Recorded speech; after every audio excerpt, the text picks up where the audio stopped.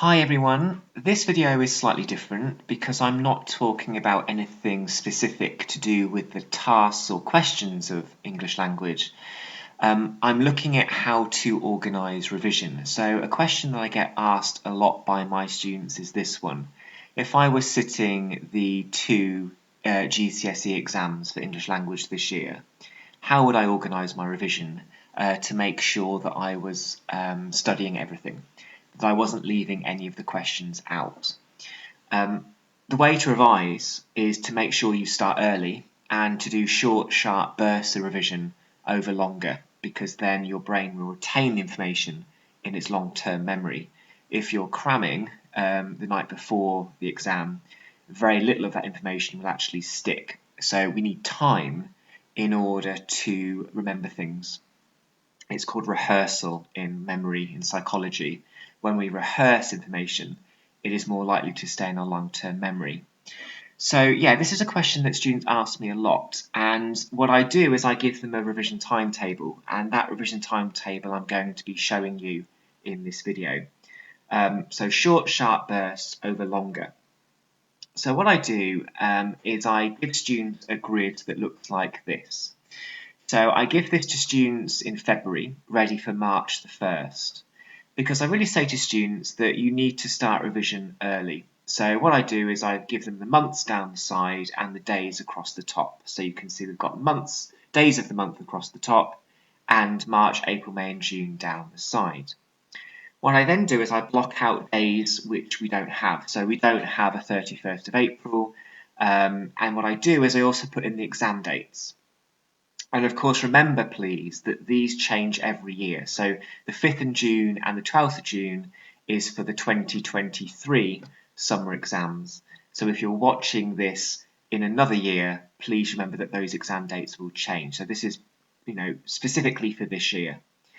And because, of course, your course finishes after the 12th of June, you can black out the rest of that month because you're not revising anything now because you've done it. You might have other subjects, of course, but for English language, you're finished. There's nothing more to do because you've sat both exams. So the important thing is to work out when are the exams and to work backwards between the exams and where we are right now. So the next thing, and the next slide is what I give students, is to start to think about how can we make sure that each question gets our time. So the revision timetable that my students get actually looks like this. Each of these coloured blocks represents a specific question in that English language qualification.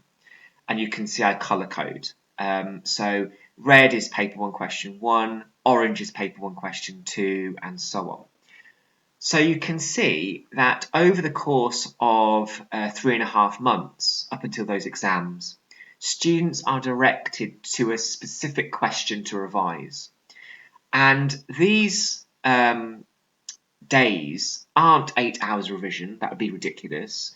This revision could be between 15 minutes and an hour. So on the 8th of March, for example, a student spends half an hour revising something to do with paper 2 question 5. This is of course using the AQA syllabus, which is what I teach.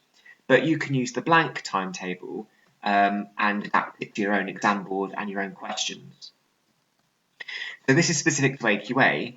And another example, on the 19th of April, students will spend 15 minutes revising something to do with paper 2 question 2, maybe looking at a list of connectives or discourse markers. So this ensures that students are organising their time, and if you've got 10 questions competing for your attention, you're going to have to organise that, you're going to have to manage that. So this timetable is what I give my GCSE students in order to do that. The white days are days off, so on the 19th of March you don't revise English at all. That's the idea. And of course this is not set in stone. I say to students you can be absolutely flexible with this. People might have holiday booked over Easter, for example, but this is just one way that you could organise your revision. So in answer to the question, how would I organise my revision for GCSE English language, it would be something like this. I'm a big fan of grids. I'm a big fan of colour coding, and I would want to make sure that everything was getting my attention. And as we get close to those exams, you can see 2 days before each exam, you can see that I'm focusing on all the questions one last time. So that is how I would organise my revision. You might be doing something different. You could do this for GCSE Lit as well, or your other GCSE courses, geography, history, science, maths.